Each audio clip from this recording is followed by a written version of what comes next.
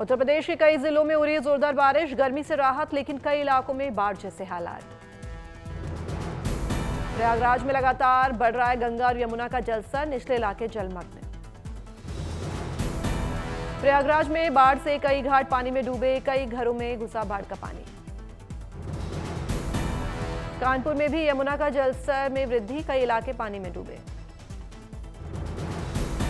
यमुना का जलस्तर बढ़ने से प्रशासन की बढ़ी परेशानी, अधिकारियों ने बाढ़ प्रभावित इलाके का दौरा किया। उत्तराखंड में भारी बारिश और भूस्खलन का दौर जारी, कई इलाकों में बिजली ठप। कुल्लू में भी भारी बारिश से कॉपर डैम टूटा, सड़क पर आया सैलाब।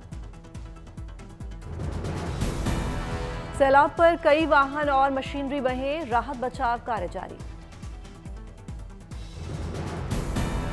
सैलाब में यमुना नदी का जलस्तर बढ़ा, प्रशासन ने नदी नाले के किनारे रहने वालों को सतर्क रहने की चेतावनी दी। उत्तराखंड के बहुगुणा में भी भारी बारिश से अचानक यमुना का पानी बढ़ा, निचले इलाके में घुसा बाढ़ का पानी। राजस्थान में 17 जिलों में बारिश का अलर्ट, कई जिलों में स्कूलों की छुट्टी। राजस्थान में भारी बारिश से कई नदियां उफान पर, कई इलाकों में पानी भरा। राजस्थान के कई जिलों में सेना, एनडीआरएफ और एसडीआरएफ का ऑपरेशन जिंदगी जारी, लोगों का रेस्क्यू कर सुरक्षित स्थान पर पहुंचाया जाए। सेना ने बाढ़ प्रभावित इलाकों में लगाया मेडिकल कैंप, प्रशासन की ओर से कैंप लगाकर खाने पीने की गई व्यवस्था। ग्वालियर के अलापुर बांध से पानी छोड़े जाने के बाद कई गांवों में जलभराव, एसडीआरएफ ने 200 से अधिक लोगों का रेस्क्यू कर जान बचाई। लाहौल स्पीति के जिस्पा के पास बादल फटने से मनाली लेह मार्ग पर आया सैलाब, यातायात प्रभावित। बीआरओ ने सड़क से मलबा हटाने का काम किया शुरू, सैलानी परेशान। जालौन में भी यमुना नदी का बड़ा जलस्तर, कई गांवों में घुसा बाढ़ का पानी। बाढ़ में फंसे लोगों का बोट नाव से किया जा रहा रेस्क्यू, 28 राहत केंद्र भी स्थापित। डीएम और एसपी ने बाढ़ प्रभावित इलाके का लिया जायजा, बाढ़ पीड़ितों को राहत सामग्री दी।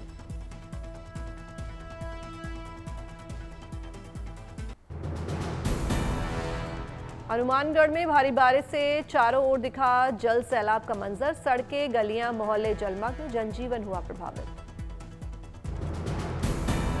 सवाई माधोपुर में जोरों पर चल रहा है रेस्क्यू ऑपरेशन, प्रभावित लोगों को नगर परिषद मुहैया करवा रहा है भोजन। मनाली में अटल टनल के पास धंसी सड़क, सड़क पर लगा गाड़ियों का लंबा जाम, यातायात ठप। कानपुर में भारी बारिश के चलते गांव में घुसा नदी का पानी, लोग जान जोखिम में डालकर कई फीट पानी में चलकर कर रहे हैं सुरक्षित जगहों के लिए पलायन।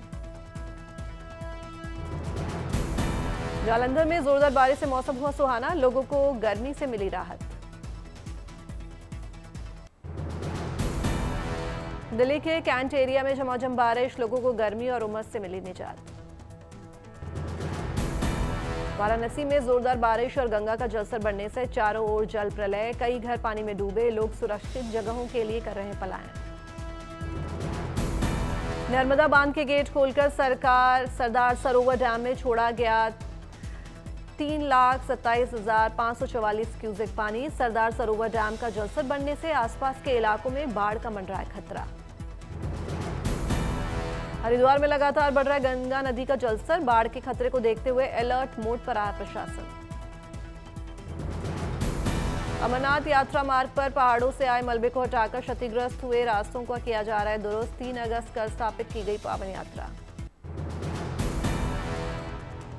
71वें राष्ट्रीय अवार्ड में शाहरुख खान और विक्रांत मैसी संयुक्त रूप से बेस्ट एक्टर का उनको अवार्ड मिला। शाहरुख को फिल्म जवान और विक्रांत मैसी को 12th फेल के लिए पुरस्कार मिला। Film Mrs Chatterjee versus Norway के लिए रानी मुखर्जी को बेस्ट एक्ट्रेस का दिया गया अवार्ड। ये फिल्म सच्ची घटना पर आधारित लीगल ड्रामा है। अभिनेत्री सानिया मल्होत्रा की कॉमेडी फिल्म कटहल को मिला सर्वश्रेष्ठ हिंदी फिल्म का अवार्ड। इस फिल्म में पुलिस वाली के किरदार में है सानिया मल्होत्रा। रणबीर कपूर की फिल्म एनिमल को स्पेशल मेंशन अवार्ड, वहीं द केरल स्टोरी को बेस्ट सिनेमेटोग्राफी का मिला अवार्ड। हिंदी फिल्म सिर्फ एक बंदा काफी है को बेस्ट डायलॉग के लिए मिला पुरस्कार। दीपक किंगरानी ने लिखे हैं इस फिल्म के डायलॉग।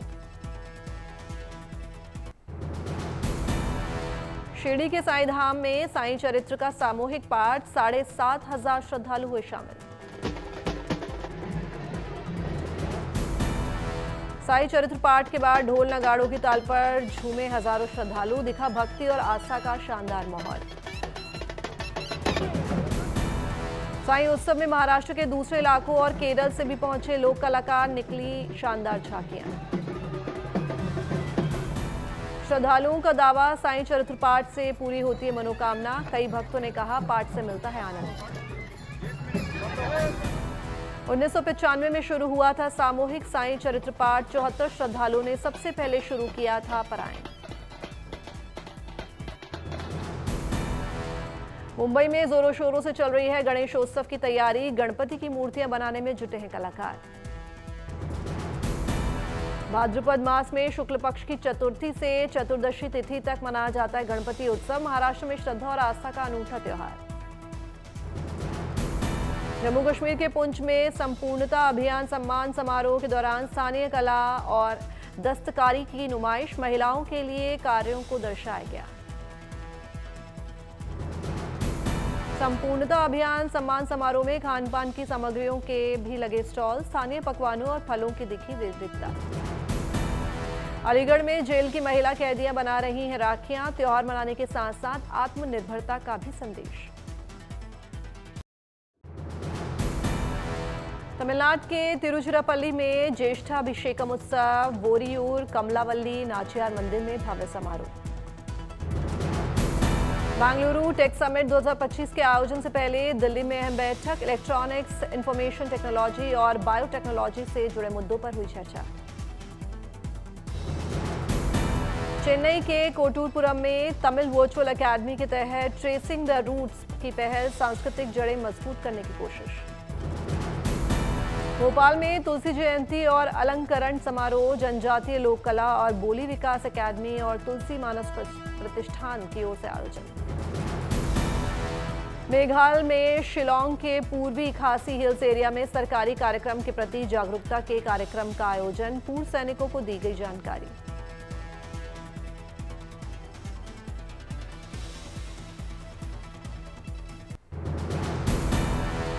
देश का सबसे सुरक्षित शहर बना Ahmedabad, safest city in crime and safety index report 2025 में मिला पहला स्थान।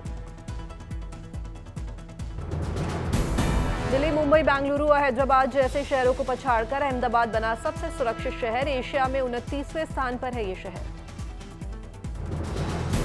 नागपुर में कवि कुल गुरु कालिदास संस्कृत विश्वविद्यालय के शैक्षणिक परिसर का उद्घाटन, मुख्यमंत्री देवेंद्र फडणवीस और संघ प्रमुख मोहन भागवत रहे मौजूद। निजी क्षेत्र में अनुसंधान और विकास को बढ़ावा देने के लिए बना 1 लाख करोड़ रुपए का कोष, केंद्रीय मंत्री जितेंद्र सिंह ने एसोचैम की बैठक में दी जानकारी।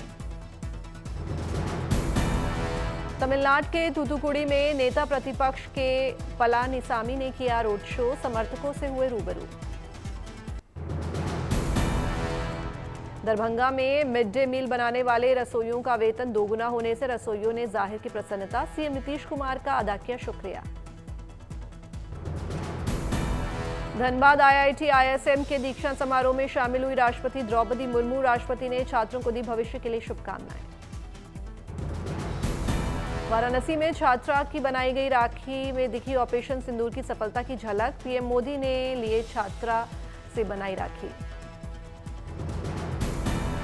देवघर में अग्निशमन विभाग ने आग लगने की घटनाओं से निपटने के लिए की मॉक ड्रिल, छात्रों को दी गई घटना में खुद का बचाव करने की जानकारी। पीलीभीत में रिहायशी इलाके में घुसे मगरमच्छ को वन विभाग की टीम ने पकड़ा, मगरमच्छ को रेस्क्यू कर नदी में छोड़ा गया। बागपत में श्रावणी मेले में काम करने वाले सफाई कर्मचारियों के लिए सम्मान उत्सव आयोजित, डीएम समेत अन्य अधिकारियों ने सफाई कर्मियों को परोसा भोजन।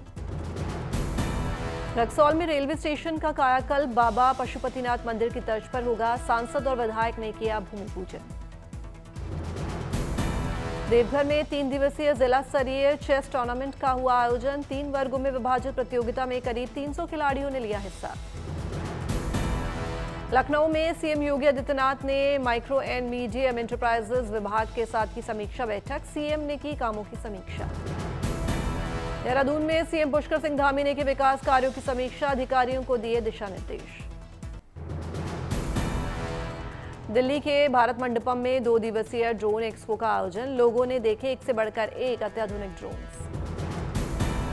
सेना के लिए तैयार हो रहा है खास ड्रोन, 10 घंटे तक लगातार भर सकता है उड़ान। कुछ ड्रोन्स में लगे हैं कैमरे, फसलों में लगे कीड़ों की दे सकते हैं जानकारी। दिल्ली में भूकंप से निपटने की तैयारियों को परखने के लिए मेगा मॉक ड्रिल का आयोजन, एम्स में चला रेस्क्यू ऑपरेशन। दिल्ली के झंडेवाला मेट्रो स्टेशन पर एजेंसीज ने भूकंप से निपटने के लिए की मॉक ड्रिल, विपरीत स्थिति में लोगों को फर्स्ट एड देकर पहुंचाया गया अस्पताल। नोएडा के मेट्रो स्टेशन पर भूकंप से निपटने को लेकर मॉक ड्रिल का हुआ आयोजन, लोगों को आपदा से निपटने के लिए किया गया जागरूक। चीन की ह्यूमनॉइड रोबोट ने की फुटबॉल की practice, world humanoid robot games की चल रही है तैयारी।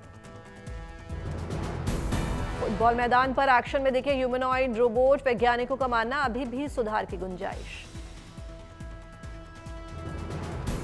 रोबोट्स को गेंद का पता लगाने, बॉल को गति देने और निर्णय लेने जैसे कामों के लिए किया गया है प्रोग्राम, जो रोबोट क्षमताओं में हुई प्रगति को दर्शाता है। फुटबॉल की प्रैक्टिस के दौरान ह्यूमनॉइड रोबोट की गतिविधियों पर थी वैज्ञानिकों की पूरी नजर। बूस्टर रोबोटिक्स ने तैयार किए हैं ये ह्यूमनॉइड रोबोट। चीन में 15 से 17 अगस्त को वर्ल्ड ह्यूमनॉइड रोबोट गेम्स का होगा आयोजन। इस दौरान होने वाली फुटबॉल प्रतियोगिताओं की तैयारी के लिए मैदान में उतरे रोबोट।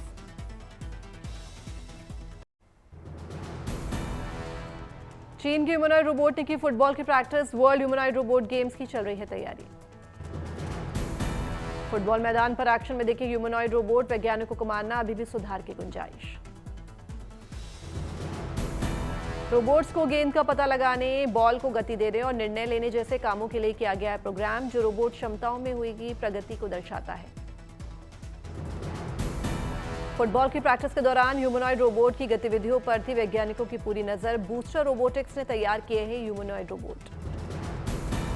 चीन में 15 से 17 अगस्त को वर्ल्ड ह्यूमनॉइड रोबोट गेम्स का होगा आयोजन। इस दौरान होने वाली फुटबॉल प्रतियोगिताओं की तैयारी के लिए मैदान में उतरे रोबोट।